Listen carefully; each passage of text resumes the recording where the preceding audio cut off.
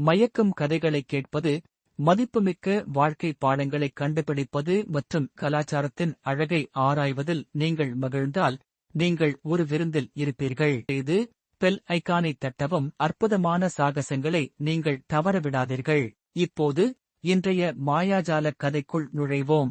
ராமர் மற்றும் தங்கமான் கதை. ஒரு சமயம் தண்டகாவின் அடர்ந்த காடுகளில் ராமர் தனது அழகான மனைவி சீதை மற்றும் அவரது விசுவாசமான சகோதரர் லக்ஷ்மணருடன் வனவாசம் செய்து கொண்டிருந்தார். அவர்கள் தங்கள் அயோத்தி ராஜ்யத்திலிருந்து வெகு தொலைவில் எளிமையான அமைதியான வாழ்க்கையை நடத்தி வந்தனர். ஒரு நாள் சீதை தன் குடிசையில் அமர்ந்து காட்டின் அமைதியான ஒலிகளை ரசித்துக் கொண்டிருந்த போது ஆச்சரியமான ஒன்று நடந்தது. அவள் முன் ஒரு தங்க மான் தோன்றியது. மானின் ரோமங்கள் சூரியனைப் போல மின்னியது. அது மரங்களுக்கு இடையே அழகாக நகர்ந்தது. எப்பொழுதும் அழகான விஷயங்களில் மயங்கும் சீதை தங்க மானை ஆச்சரியத்துடன் பார்த்தாள். ஓ ராம், அந்த மானை பார், மிகவும் அழகாக இருக்கிறது. தயவு செய்து செல்லப் பிராணியாக வளர்க்க அதை என்னிடம் கொண்டு வர முடியுமா? உலகில் உள்ள அனைத்தையும் விட தன் மனைவியை நேசித்த ராமர் சிரித்துக் கொண்டே, உனக்காக கொண்டு வருகிறேன் சீதா. ஆனால் லக்ஷ்மணனுடன் இங்கேயே இரு, யாருக்கும் கதவை திறக்காதே டோட். எனவே ராமர் தங்க மானை பிடிக்க புறப்பட்டார். ராமர் காடுகளுக்குள் மானை பின்தொடர்ந்த போது அந்த மந்திர உயிரினம் சீதையின் குடிசையிலிருந்து மேலும் மேலும் அவரை அழைத்துச் சென்றது. தங்க மான் வேகமாக இருந்தது. ராமர் தனது முழு பலத்துடன் அதை துரத்தினார். அதை மீண்டும் சீதையிடம் கொண்டு வர முடிவு செய்தார். ஆனால் அவர் நெருங்க நெருங்க விசித்திரமான ஒன்று நடந்தது. அந்த மான் திடீரென்று நின்று மாரிச்சா என்ற குறும்புக்கார அரக்கனாக மாறியது. அசுர மன்னனான பொல்லாத ராவணனால் அனுப்பப்பட்டவன். மாரிச்சா மாறுபடத்தில் தனது மந்திரத்தால் ராமை தனது மனைவியிடமிருந்து கவர்ந்தார். மாரிச்சா இப்போது தனது உண்மையான வடிவில், ராம், எனக்கு உதவுங்கள் ராம். ராம், அரக்கனிடமிருந்து என்னை காப்பாற்று. அதனுடன் அவர் இறந்தது போல் நடித்தார். ராமர் தனது பழைய நண்பருக்கு ஆபத்தில் இருப்பதைக் கண்டு அவர் மீது அம்பு எய்து அரக்கனை கொன்றார். ஆனால் மரிச்சா இறந்து கிடக்க அவர் ராமின் சொந்த குரலைப் போன்ற குரலில் அழைத்தார், சீதா, லக்ஷ்மணன், எனக்கு உதவுங்கள்.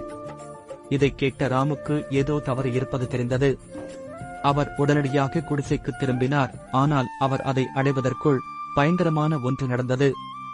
இதற்கிடையில் அழுகையை கேட்ட சீதா ராமர் சிக்கலில் இருப்பதாக நினைத்தாள். லக்ஷ்மணனுக்குச் சென்று உதவுமாறு வேண்டினாள். லக்ஷ்மணன் கவலைப்பட்டான். சீதா, நீ இந்த இடத்தை விட்டு போகக்கூடாது. உள்ளே இரு, நான் போய் ராமை தேடுகிறேன்.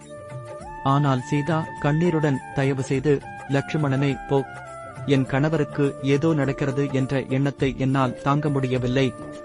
தயக்கத்துடன் லக்ஷ்மணன் ஒப்புக்கொண்டான். ஆனால் அவன் செல்வதற்கு முன் குடிசை சுற்றி ஒரு லக்ஷ்மண ரேகா என்ற மந்திர பாதுகாப்பு கோட்டை வரைந்தான். அவன், சீதா, இந்த கோட்டை தாண்டாதே. நான் திரும்பும் வரை அது உன்னை எல்லா ஆபத்துகளிலிருந்தும் காக்கும். ஆனால் லக்ஷ்மணன் வெளியேறியவுடன் ராவணன், அசுரன், ஏழை வயதான பிச்சைக்காரன் போல் மாறுவேடமிட்டுக் கொண்டான். சீதாவின் குடிசையை நெருங்கி, ஓ அழகான பெண்ணே, தயவு செய்து எனக்கு கொஞ்சம் உணவு தர முடியுமா? நான் பட்டினி கிடக்கிறேன். நல்ல உள்ளம் கொண்ட சீதா கதவை திறந்தாள். ஆனால் அவள் முன்னேறியதும் ராவணனின் முகம் பொல்லாதது. அவள் கத்துவதற்குள் அவன் அவளை கடத்தினான். ராவணன் தன் பறக்கும் ரதத்தில் சீதையை தூக்கி எறிந்தான். அவளுடைய அழகையை யாராலும் கேட்க முடியவில்லை. சீதை லங்கா தீவுக்கு அழைத்துச் செல்லப்பட்டார். அங்கு ராவணன் அவளை எப்போதும் பூட்டி வைக்க திட்டமிட்டான். ராமனும் லக்ஷ்மணனும் திரும்பி வந்தபோது சீதையைக் காணவில்லை என்பதைக் கண்டு மனம் உடைந்தனர். ஆனால் ராம் தன் மனைவியை காப்பாற்ற தீர்மானித்து அவளை தேடத் தொடங்கினான். அவர் வழியில் பல விலங்குகள் மற்றும் கூட்டாளிகளை சந்தித்தார். விரைவில் அவர் குரங்கு மன்னன் சுக்ரீவன் மற்றும் வலிமைமிக்க வானர வீரர் ஹனுமான் ஆகியோருடன் நட்பு கொண்டார். இருவரும் சேர்ந்து குரங்குகள் மற்றும் கரடிகளின் படையை உருவாக்கி சீதையை மீட்க இலங்கைக்கு புறப்பட்டனர். பல சவால்கள் இருந்தன. ஆனால் ராமின் மனைவி மீதான அன்பை எதுவும் தடுக்க முடியவில்லை. இறுதியாக சமுத்திரத்தை கடந்து ராமனும் அவரது படையும் இலங்கையை வந்தடைந்தன. நல்ல மற்றும் தீய சக்திகளுக்கு இடையே ஒரு பெரிய போர் தொடங்கியது. ராமர் தைரியமாக போராடினார்.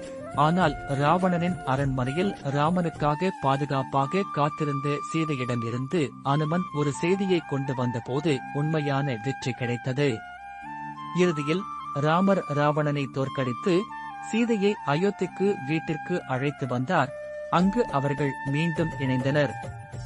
ராமர் மற்றும் சீதையின் அன்பும் நம்பிக்கையும், அன்பு, விசுவாசம் மற்றும் தைரியம் ஆகியவை மிகப்பெரிய சவால்களை கூட சமாளிக்கும் என்பதற்கு ஒரு சிறந்த எடுத்துக்காட்டு. எனவே குழந்தைகளே, ராமர் மற்றும் தங்க மான் கதை சில நேரங்களில் தோற்றம் ஏமாற்றும் என்பதை நமக்கு கற்பிக்கிறது. நாம் எத்தகைய சவால்களை எதிர்கொண்டாலும் நம் அன்புக்குரியவர்களை எப்போதும் நம்பவும், நம் இதயங்களுக்கு உண்மையாக இருக்கவும் இது நமக்கு நினைவூட்டுகிறது. கிட்ஸ் கதா கார்னரின் இந்த அற்புதமான கதை உங்களுக்கு பிடித்திருந்தது என நம்புகிறோம். நீங்கள் அதை ரசித்திருந்தால் இந்த வீடியோவை லைக் செய்யுங்கள், உங்களுக்கு பிடித்த பகுதியை கமெண்ட் செய்து ஷேர் செய்யுங்கள் மற்றும் மிக முக்கியமாக சப்ஸ்கிரைப் செய்யுங்கள். அடுத்த கதையில் சந்திப்போம். இப்போதைக்கு விடைபெறுகிறேன்.